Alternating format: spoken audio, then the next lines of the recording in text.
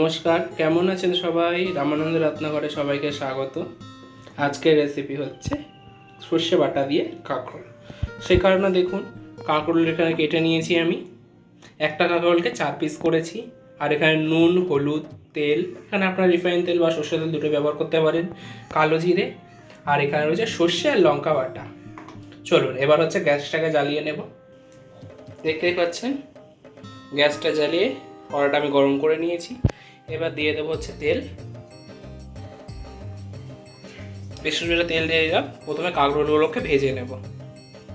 দেখতেই পাচ্ছেন তেল গরম হয়ে গেছে। এবার এর মধ্যে দিয়ে দেবো হচ্ছে সামান্য পরিমাণে নুন, তারপরে দিয়ে দেবো হচ্ছে সামান্য পরিমাণে হলুদ।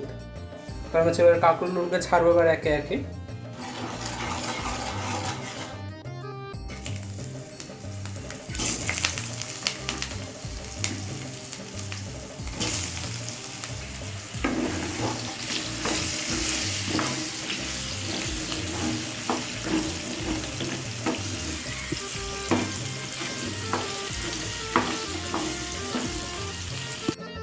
কাঁকরোলগুলো ভাজা হচ্ছে, এইদিকে হচ্ছে সামান্য পরিমাণে আপনার 1.5 কাপ পরিমাণে জল গরম বসিয়ে দেব।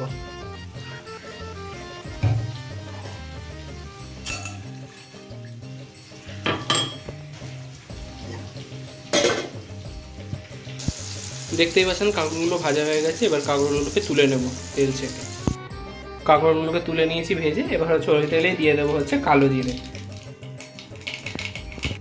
এবারে দিয়ে দেবো হচ্ছে সামান্য পরিমাণে নুন, হলুদ। এবার দেবো হচ্ছে সর্ষে বাটাটা।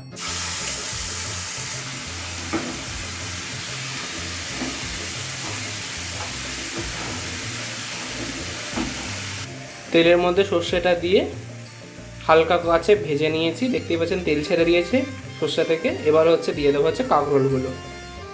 কাঁকরোলগুলো দিয়ে মিনিট 5 একটু এরকম নেড়ে ছেড়ে কষিয়ে নেব। মিনিট 5 কষিয়ে নিয়েছি। এবার দিয়ে দেবো হচ্ছে উষ্ণ গরম জলটা।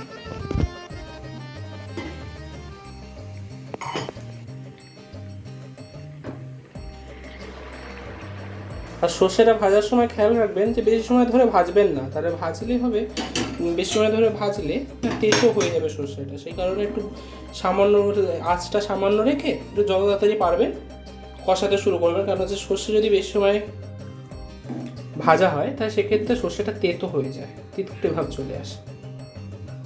দেখতে পাচ্ছেন ঝোলটা একটু ফুটছে, তা সেক্ষেত্রে কী করা উচিত না, ঢাকনা দিয়ে ঢাকা দিয়ে দিতে হবে মিনিট 5-7 জন্য। 7 মিনিট পর ফিরে এসেছি। দেখতেই পাচ্ছেন খুব সুন্দরভাবে তৈরি হয়ে গেছে আমাদের সর্ষে বাটা দিয়ে কাঁকরোলের ঝাল। এবার এটাকে নামিয়ে নেব। সর্ষে বাটা দিয়ে কাঁকরোলের ঝাল নামিয়ে নিয়েছি। আপনারা নিজেও বাড়িতে বানিয়ে দেখবেন। আর এই ভিডিওটি কেমন লাগলো বলবেন, একটি লাইক, কমেন্ট, শেয়ার করে দেবেন। আর রামানন্দের রান্নাঘরের পাশে থাকবেন নিত্য নতুন ভিডিও পাওয়ার জন্য। Thank you.